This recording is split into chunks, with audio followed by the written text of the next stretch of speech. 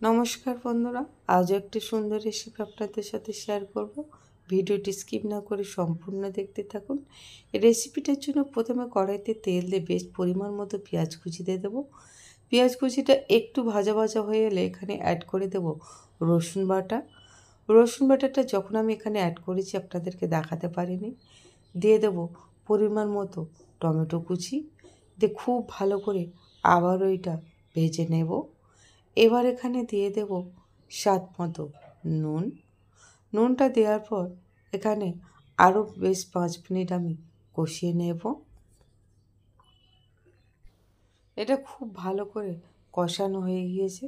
এবার এখানে অ্যাড করে দেব সামান্য ধনে গুঁড়ো, আর দিয়ে দেবো পরিমাণ মতো হলুদের গুঁড়ো, দিয়ে দেবো পরিমাণ মতো লঙ্কা গুঁড়ো। তবে এখানে যে যেমন ঝাল খেতে ভালোবাসে সেই অনুযায়ী দেবেন। মশলার উপর সামান্য একটু জল অ্যাড করে দিয়ে খুব ভালো করে কষিয়ে নেব মশলাটা খুব ভালো করে কষানো হয়ে গেছে। আপনারা দেখতেই পাচ্ছেন ঠিক কতটা সুন্দরভাবে কষিয়েছি। এবার এখানে অ্যাড করে দেবো কেটে ধুয়ে পরিষ্কার করে রাখা বেলে মাছ। এখানে আমি ছোট ছোট বেলে মাছ নিয়েছি, আপনারা চাইলে এর জায়গায় বড় বেলে মাছগুলো নিতে পারেন।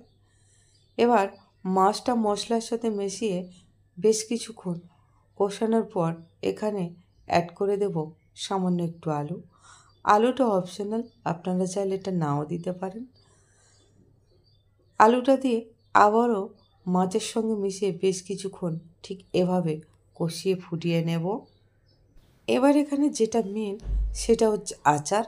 এখানে আমি আমের আচার ইউজ করছি, আপনারা চাইলে যে কোনো আচার ইউজ করতে পারেন, তবে আমের আচারটা এখন সবচেয়ে ভালো। এখানে আমি 5 টুকরো আম দিয়েছি আর সামান্য আচারের একটু তেল দিয়েছি।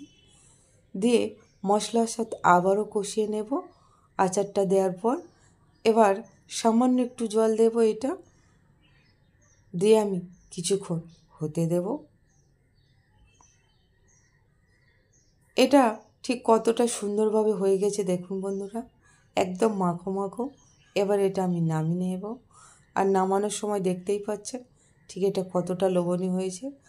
আমগুলো কিন্তু একটু ঘেটে যায়নি।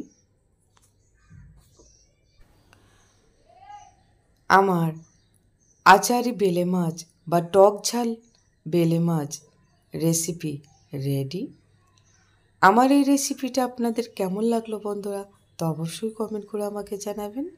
রেসিপিটি ভালো লাগলে লাইক, কমেন্ট, শেয়ার, সাবস্ক্রাইব অবশ্যই করবেন।